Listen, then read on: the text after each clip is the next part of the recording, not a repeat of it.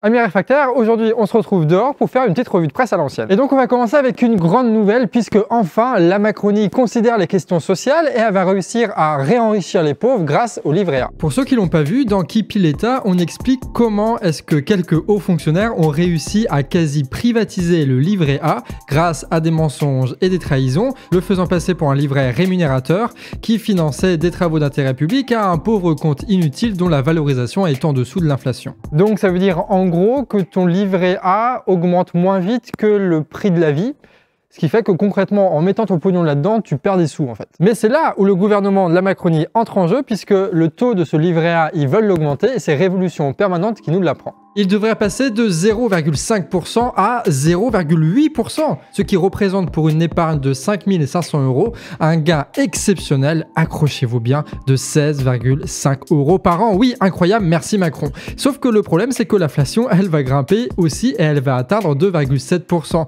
Ça veut dire que notre épargne, en réalité, va fondre de 2% par an si on la laisse dans le livret A. Et ça pendant que tout le reste augmente, électricité, gaz, essence, etc.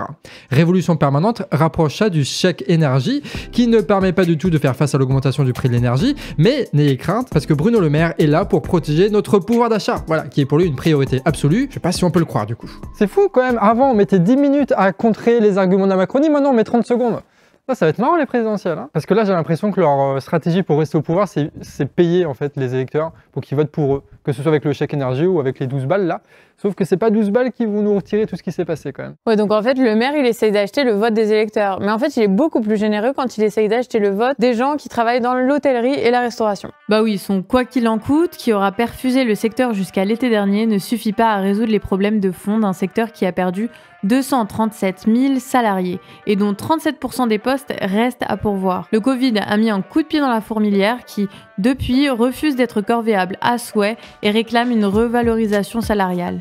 Ça, c'est ce qu'on appelle du rapport de force. Puis d'ailleurs, c'est de ça dont il faut parler. Hein. Toi, Johan, tu parles du livret A, mais c'est pas ouf. Mais en 2022, il y a des vraies bonnes nouvelles pour les salaires. Un groupe d'experts a filé ses estimations au journal Le Monde.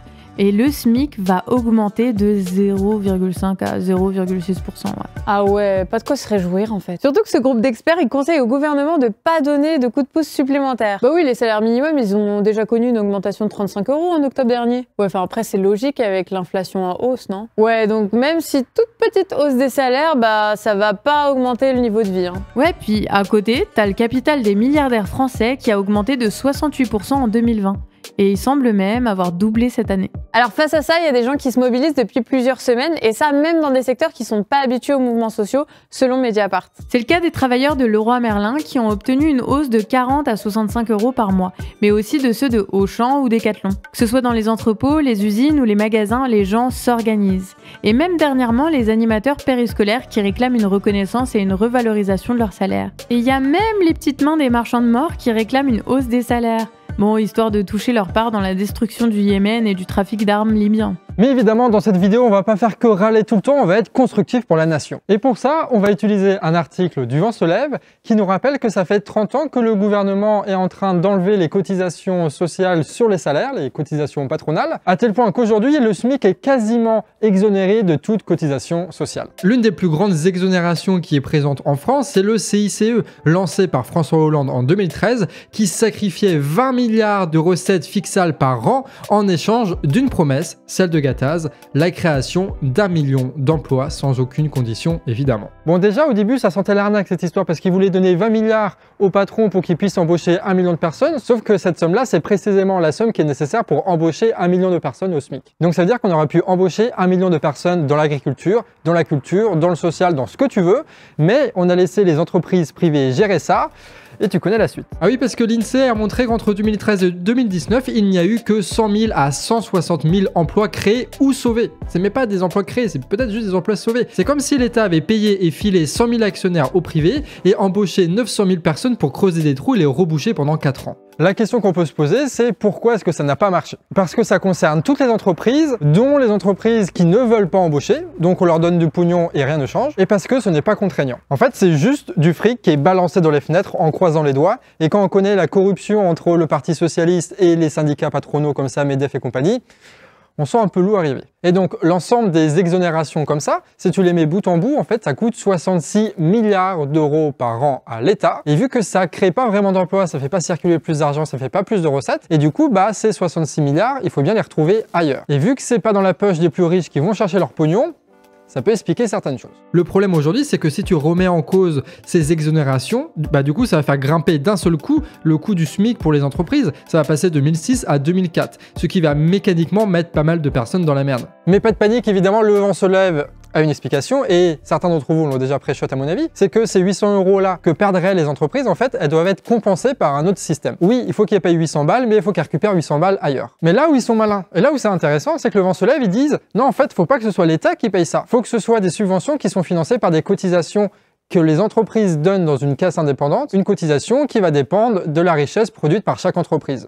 Avec peut-être une petite préférence, genre les petites entreprises un peu moins, les grosses entreprises beaucoup, notamment celles qui versent des dividendes. En fait, ce qu'ils proposent, c'est de régler ce problème-là avec une espèce de sécurité sociale, mais qui serait pour les patrons, gérée par les patrons, et qui va vraiment permettre de mettre en valeur le fait de créer de l'emploi. Parce que là, du coup, le seul moyen qu'ils auraient d'avoir ces subventions-là, c'est d'employer des gens. Et c'est totalement différent que ce qu'on a avec le CICE. Donc c'est plus de l'argent qui est jeté dans les fenêtres et qui vont rebondir et que ça va rien donner, c'est juste en fait une aide réelle qui va permettre de créer de l'emploi sans passer par l'État. Le vent se lève vont même plus loin. En augmentant la cotisation, on pourrait intégralement financer les salaires au niveau du SMIC, ce qui permettrait aux entreprises, en échange d'un gros prélèvement, de recevoir l'équivalent d'un coût SMIC par salarié. Et le reste n'est qu'une question de prélèvement, de taux et de variation en fonction des boîtes. Et du coup, on pourra embaucher partout. Alors tu me diras, ça peut créer des emplois qui seront pas forcément productifs, comme une bonne partie de l'économie actuelle en fait. Des emplois qui seront pas forcément utiles, comme une très grande partie de l'économie actuelle, et qui filera du pognon à des personnes qui ont déjà du pognon et qui vont juste choper ça dans d'autres caisses comme la caisse du chômage ou du RSA. Donc au final, à part juste apporter le plein emploi et éviter la misère pour des millions de personnes, ça change pas grand chose. Après, le vent se lève n'en parle pas, mais nous on peut réfléchir là-dessus, de se dire, ok, bah on veut pas que n'importe quel emploi ça crée. C'est-à-dire que les banques elles vont pouvoir financer des emplois au SMIC et nous on s'en fout des banques, tu vois, on s'en fout des agences immobilières, des trucs comme ça. Donc on peut dire, ok, bah tout ce secteur-là, bah niquez-vous un peu avec cette subvention-là, vous ne pourrez pas y toucher. Par contre, tout le milieu agricole, par exemple, tout le milieu des petites entreprises, tous les milieux de l'artisanat, tous les milieux de la culture, eux, vous pouvez embaucher. Et du coup, à la télé, on va discuter de quel emploi on veut valoriser.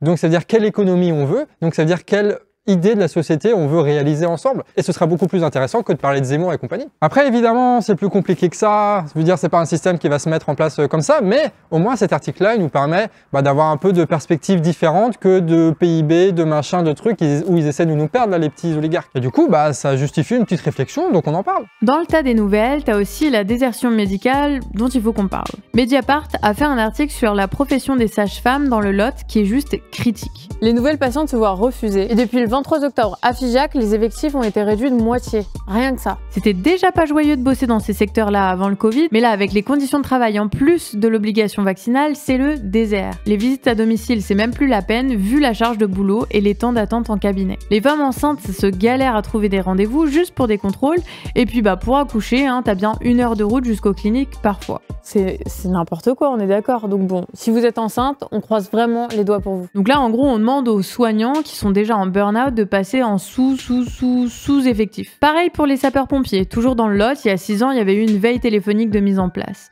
Et l'obligation vaccinale continue de faire du tri sans personne pour remplacer la pénurie. Ouais, donc t'as intérêt à pas avoir d'urgence du tout en fait. Mais ouf, on est sauvés parce qu'il y a l'ARS. Ouais, c'est elle qui supervise le bordel, mais elle est pas inquiète du tout, parce qu'elle compte sur la conviction de ses professionnels à revenir dans leur métier, évidemment. Donc bon, on est sauvés, Bah non, le manque de moyens, il est partout.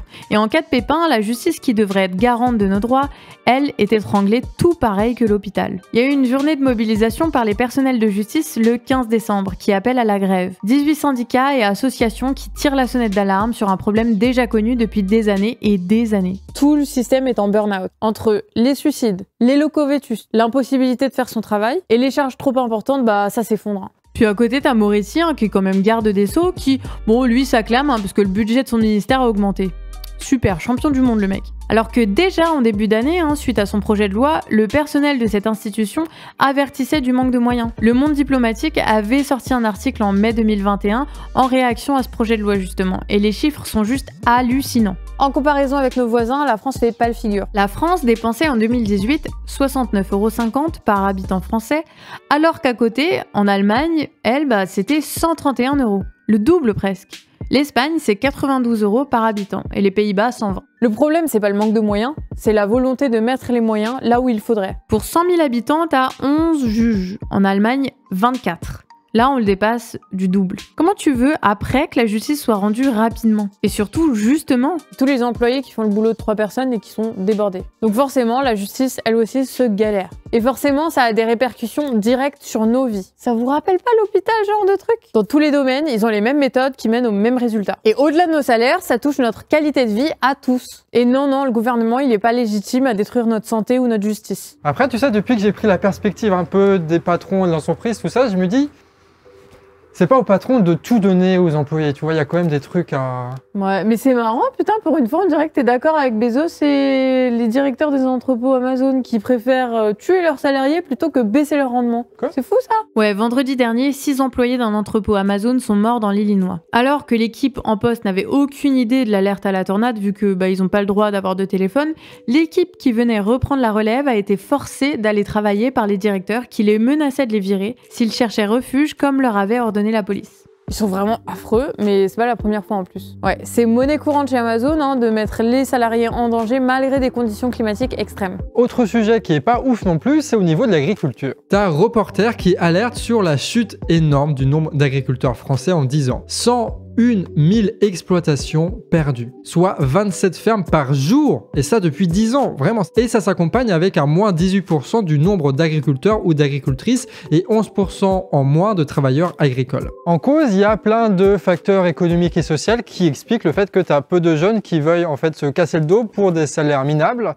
et qui veulent emprunter des millions d'euros pour racheter des fermes high-tech qui en fait ne rapportent quasiment rien et qui ne veulent pas être à la merci d'une coopérative toute leur vie et être obligés d'être à genoux devant un syndicat, la FNSEA. Et bizarrement, travailler 60 heures par semaine pour un salaire qui avoisine les 600 € en moyenne, là, c'est pas ouf séduisant, quoi. Surtout quand tu as après aussi la solitude et un peu le mépris et tout ce qui va avec. Après, clairement, genre de truc, ça mériterait une vidéo à part entière, mais on va la faire du coup. Bastamag nous parle d'une petite commune au nord de Bretagne qui donne l'alerte. Ils ont retrouvé divers métabolites qui pourraient se transformer en de nouveaux métabolites et si tu comprends rien, c'est pas grave, en gros c'est que c'est la merde. C'est une saloperie qui va dans l'eau potable et qui la rend un peu toxique. Et bien sûr, dans les analyses d'eau qui sont couramment faites, évidemment, ils ne recherchent pas ça, du coup c'est peut-être partout. Voilà, c'est la France. L'ARS te répond que les recherches lors des analyses, elles, sont réalisées en fonction des activités agricoles locales, des quantités de pesticides vendus et des propriétés des molécules en cause. Donc tu as des collectifs qui alertent les élus locaux qui alertent le ministère de la Transition écologique et le ministère qui met 18 mois à répondre, à donner suite à tout ça. Bref, de moins en moins d'agriculteurs, la perte du savoir-faire, mais aussi de plus en plus de pesticides, de plus en plus de millions d'euros investis, de plus en plus la présence d'énormes coopératives et bientôt les grandes surfaces qui vont aller là-dedans, et des ministères qui ne répondent à rien. C'est à peu près ça la situation. Et niveau choix politique, évidemment, c'est pas folichon, mais ça rappelle d'autres articles qui, donc, niquent ta mère Macron. Quoi? C'est ça? Si, regarde là. C'est le texte, hein. Un autre article qui, donc, nique ta mère Macron. Ah non, mais ça, c'est Camille qui a pas eu le temps de finir son article. Hein. Donc bon, si vous voulez en savoir plus, allez voir en description, il y a tous les liens. Sinon, dans le tas des actions, t'as un reporter qui suivent les attaques contre les antennes 5G qui continuent d'avoir lieu en France. Ils suivent tellement le truc qu'ils ont fait une carte de tous les sabotages. Ça permet, disent-ils, de se rendre compte qu'il ne s'agit de centaines d'événements isolés, mais bien d'une réponse à un problème qui est ressenti par beaucoup, et agissent de la même façon partout sur le territoire. Et en Suisse, t'as un gars qui a eu une idée un peu chelou, il a fait une grève de la faim. Et ça pendant 39 jours jusqu'au moment d'obtenir satisfaction. Les élus du Parlement recevront une formation sur l'état des lieux de la crise écologique avec la présence d'experts du GIEC. Comme ça, ils ne pourront plus dire on savait pas. Et du coup, ça fait un argument en moins pour eux. Et le gars, là où il est malin, c'est qu'en faisant ça, il s'est constitué tout un petit réseau militant et avec lui, ils vont organiser d'autres actions, des trucs comme ça, quoi. Du coup, le gars, à partir de rien, il va réussir à faire plein de trucs. Voilà, c'est un vrai bon militant, ça. Ah, et t'as vu en Guadeloupe, il y a Mathilde Panot et le député de la Guadeloupe qui ont saisi la défenseur des droits là, sur la violation du droit de l'eau dont on avait parlé. Voilà. Quand on s'y met, bah ça paye. Dernière chose, voilà, c'est une promesse faite en live avec Emeric, et ça concerne les Lyonnais. Il y a le copain Jojo Lafreux qui organise une pièce de théâtre à Lyon, une pièce qui s'appelle Contagion, un truc qui a été fait par François Bégodeau, dit le grand guerrier de la gauche, et ça se passe le 16, 17 et 18 décembre à la MJC Montplaisir. Et évidemment, un petit bisou notamment à l'IHT, les copains de l'IHT et à l'Humanité qui ont parlé de Assange très récemment. Force à vous les gars, on est fiers et on lâche rien. Bon bah voilà, on espère que ça vous a plu. Hein. Comme d'habitude, on est allé un peu vite sur les infos, c'est une revue de presse, mais tu peux trouver tous les liens en description si tu veux aller plus loin. Voilà, des bisous, à bientôt. C'est vraiment mes youtubeurs préférés, ils sont trop gentils quoi. Ils disent des bisous et à bientôt.